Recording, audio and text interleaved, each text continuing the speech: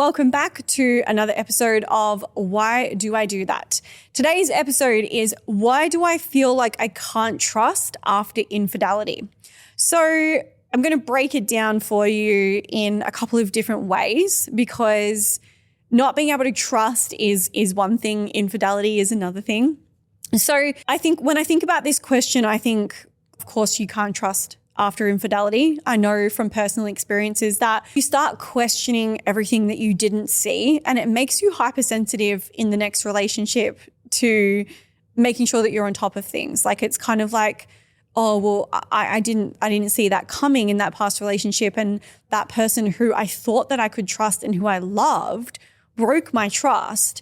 And so now when I feel that feeling of love with this new person, is it going to be followed by that same feeling of hurt? Because as humans, like pattern recognition, like we look for patterns, we create patterns. So we think like, okay, I loved and then I was hurt. So am I going to love and be hurt again? Is like sort of at the bottom of that. And I can really relate to this in that my current partner, Gav, is such a beautiful, lovely man. And anyone who knows him would say that he is not the kind of person who would cheat at all.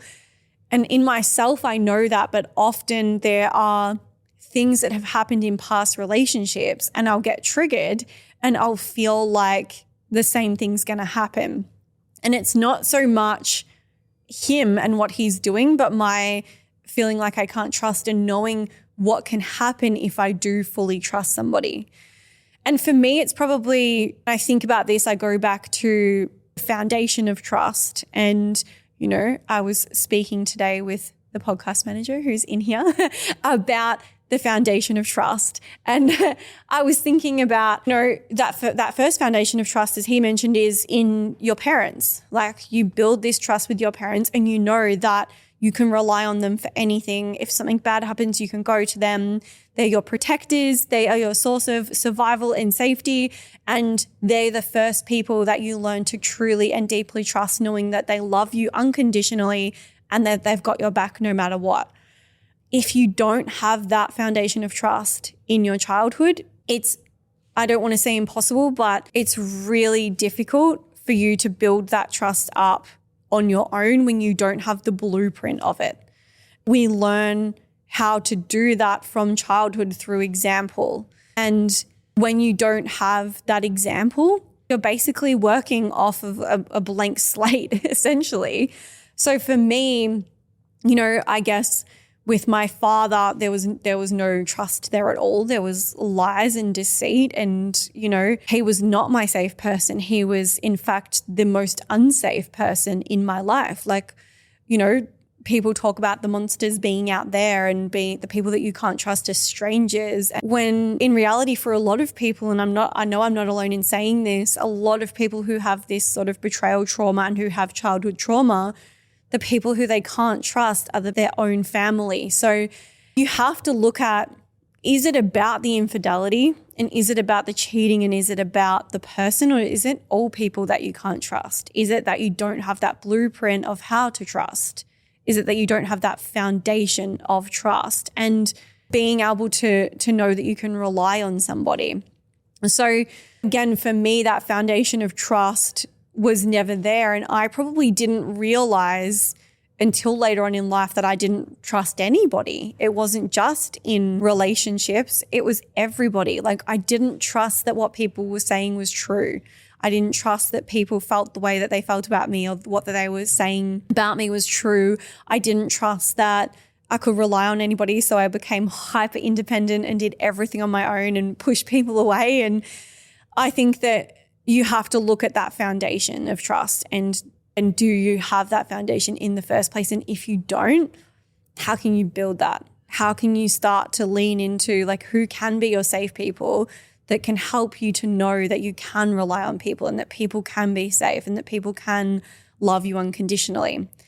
And I guess there is a part of my brain that's just can be completely polarizing and conflict exactly what I just said and say that you actually can't ever, fully trust that somebody is, especially in relationship. Like you can't ever know that somebody or trust that somebody isn't going to hurt you because at the end of the day, we're all individual people with individual desires and, and parts and shadows and plans and things that we want. And it's not even that somebody would intentionally hurt you, but that through them living their life the way that they want to live it and through them doing what they want to do as their own individual person, that could end up in the result of hurting you. So for instance, somebody who is in a relationship and they feel like that person isn't right for them anymore.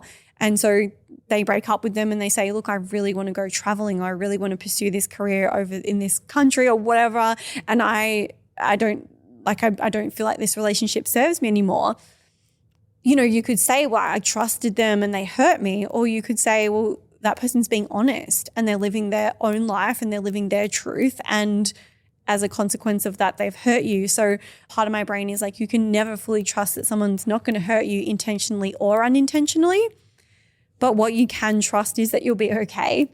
And what you can trust is that if you don't live with this perspective, and again, it sounds really conflicting here, what I'm saying, but if you don't lean all the way in and be vulnerable and love and trust and give them your whole heart, and you always hold that little bit back because of fear that they will stop loving you, break up with you, cheat on you, whatever it is, you're only ever giving half of yourself, and you're then always predicting and expecting that they're going to hurt you or break your heart. And that doesn't end up well for anybody, because when you're predicting it and expecting it, it often unconsciously does happen, because it comes out of you unconsciously of like, oh, you're probably going out because of this, or, oh, you're going to leave me one day, and you're planting that seed and you're putting that negativity into the relationship. So I think on some level as well, we have to just be so vulnerable and so brave, and it is brave, and just trust wholeheartedly, because the opposite of that is to love halfly. I don't think halfly is a word, but to just love half and to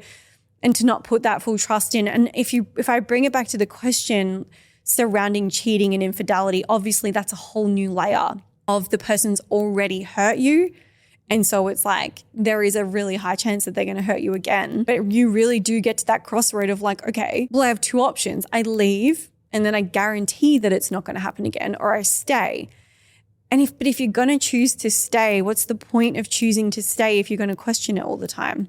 Like, it sounds logical, but like, what is the point of staying if you're just going to assume that they're going to do it again and you're not going to be able to trust them, and you're expecting that second heartbreak? That's a half relationship. That's a half life. That's not love. Like, that's not deep, deep dive in vulnerability, ultimate connection, love. That's just staying with someone because it feels familiar and because you feel like you can't leave, or whatever the reason. I think if you're not going to lean into vulnerability and you're not going to lean into fully trusting, there is no point. It's a half relationship. So even though you might not have that foundation of trust with this person or the blueprint from childhood, you really are living sort of a half life if you're not diving into that, because that connection, the vulnerability and that deeper connection, that emotional connection with somebody and trusting somebody is going to bring you into deeper levels of love that you're not going to have if you've always got this half barrier up of like, okay, I'll stay with you, but I don't fully trust you. It's like, what sort of relationship is that? Like, that's going to end up in arguments and a level of disconnection and probably the same thing happening over and over again. So we have to find a way to trust. We have to find a way to lean into that. And the way that I've done this, because to be honest, again, sometimes I hate being honest, but we've got to do it. I've got to be the example here, is there was so much trust broken in my marriage that even though I knew on a conscious level that, and I do know on a conscious level that Gav is a stand-up guy, I still have these triggers and these moments where, especially in the beginning of our relationship, for those of you who don't know, Gav and I met when I was like, ain't no way I'm getting into a relationship. I just want to fling. Gav was like, I'm leaving to travel Australia in 3 months. And I was like, perfect. Let's just have sex and have fun and nothing serious. You're a really nice guy and you travel Australia, and maybe when you're done for that year, I'll be in that, like I'll be in a state. I would have had my single gal year and done all my business things and followed my dreams. And by the time it got to 3 months and he was leaving to travel Australia, we were both like, oh, I love you. And it was really hard for him to actually leave. And him traveling Australia, when I had come out of a 11-year relationship of lots of distrust, was so triggering, like insanely triggering. It was, I didn't know, I was just like, this will be fun. Like, we'll just I'll come and fly out and visit you, and just was so optimistic, just didn't think it would be a problem at all. And every time he would be out of reception for a day or two because he would be in the middle of nowhere, I'd be like, why isn't he messaging me? Who is he with? He could be doing anything right now. I would never know what he's doing. Honestly, this is embarrassing for me to say because it's, these thoughts were going through my mind constantly of like, he's like, I'm going to the pub tonight. Or he'd be like, we met this group of Norwegian backpackers. And like my brain was just like, oh, like this is too much. I can't do it. And the amount of times I wanted to break up with him and thought about breaking up with him because I just thought I can't trust. I just can't do it. I can't put all my trust into somebody again, especially in this situation where there is no freaking way that I would ever know what's happening because he's out there traveling Australia. Oh, it was so hard. And what got me through it was obviously one, love, but two, that I was like, you know what, like I don't want to be that person who gives half because I'm afraid of being hurt again. I need to be able to fully commit to love and to just dive all the way in, because if I don't, I'm probably going to regret it. And I know that, the version of me that can't trust is a version of me that gets triggered and that becomes someone that I don't want to become. And so I had to really work on that part of myself and be like, okay, like what's the worst thing that could happen if I went all in again and I fully trusted him and I got my heart broken, or he cheated and I found out and, I'd wasted this time with him. And for me personally, it came back to wasted time. And this might relate to some of you, it might not. But for me, it's always been like, okay. And I was talking with my friend about this the other day and she was on the same path. So I feel like there's got to be other women out there that are the same. But it was like, if I go all in and then he ends up cheating and breaking my heart in 4 years' time, or I find out that he did cheat on his travels, and I'm going to feel like I wasted the last 4 years, and that's going to really piss me off. And for me, wasted time is like the biggest thing. It's like, do not waste my time. Like time is precious. The conclusion that I came to is that if I live, and again, this was very much linked to my past relationship in that I felt like I was always sacrificing who I wanted to be for the relationship. Like there was so much self-sacrifice and so much playing it small and not going after my dreams because it was like, oh, well, he won't like that, or he can't come, or, if I do that, then it will impact the family. And just really like always thinking about, oh, well, if I do this, this will happen. And I started to realize that if my biggest fear was of wasting time, then if I was 100% authentic and really following my dreams and continuing to be the best version of myself in this relationship, and then I found out that something had happened and I got my heart broken, I can deal with heartbreak. I've had heartbreak in the past. I've had heartbreak my whole life. I know I can deal with that. I'm good with that. Wasting time, not so much.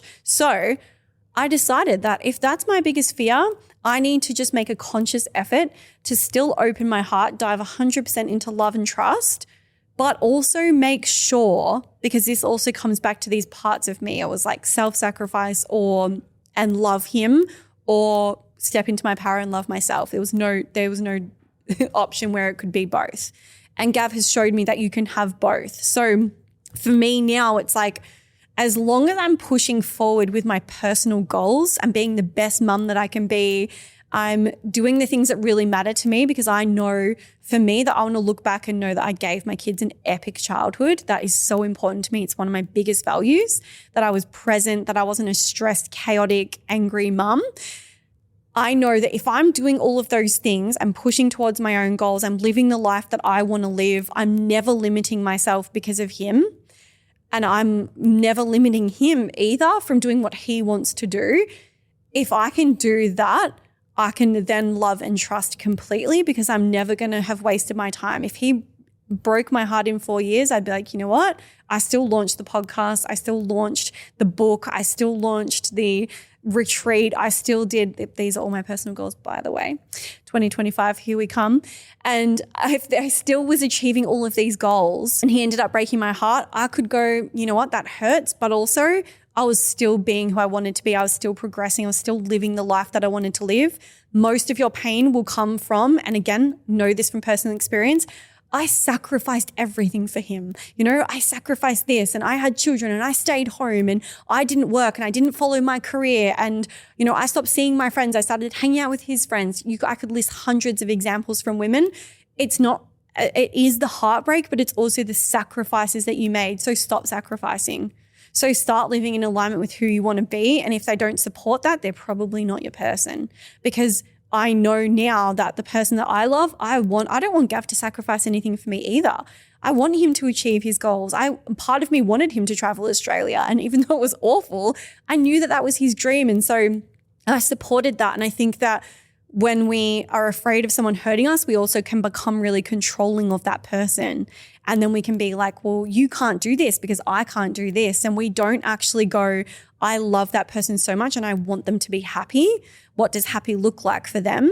And if we don't do that for them, we can't do that for ourselves. So bringing it back to trust, it's like you can't trust that they're not going to hurt you. You have to try. You have to try and just lean all the way into love, but also at the same time, be the person that you want to be. Don't sacrifice who you want to be in that relationship. If you have to fit in this box, as I talked about in a previous episode, if you have to fit in this box to be in that relationship, it's probably not the correct relationship for you, because knowing now from being in the right relationship, there is no box. I can think about my life and think about the potential, and it is absolutely limitless. And that's what happens when you're with the right person. So if we bring it back to the question, why do you feel like you can't trust after infidelity? It's because the trust was broken, right? But you have a choice to make. You leave or you lean all the way back into love and trust again. And it really is that black and white. It's like, are you going to try? Are you going to try? And is it worth it or is it not worth it? Like, it really is that simple. And the triggers that you get that come up, are they from the relationship or are they from your past? Are they from your childhood? Do you have a blueprint of trust or do you have to work on that? Is that something that you have to work on? And also, can you trust yourself? Can you trust yourself that you're going to be who you said you were going to be and who you want to be, and that you're going to follow your own path and that you're going to be able to be who you want to be in that relationship? That's the question you should be asking yourself. So if you feel like this resonates or you feel like you know someone that needs to hear this, please send it on to them. If you feel like you have an issue with this and you need to go deeper, I also have a program called Love Wounds, which goes through your attachment styles, your past relationships, your childhood foundational relationships, trust, everything, and is going to blow your mind and unpack all of these patterns from your past relationships and childhood that are affecting your current relationship. So on my website, Love Wounds, get around it. Thank you again for listening.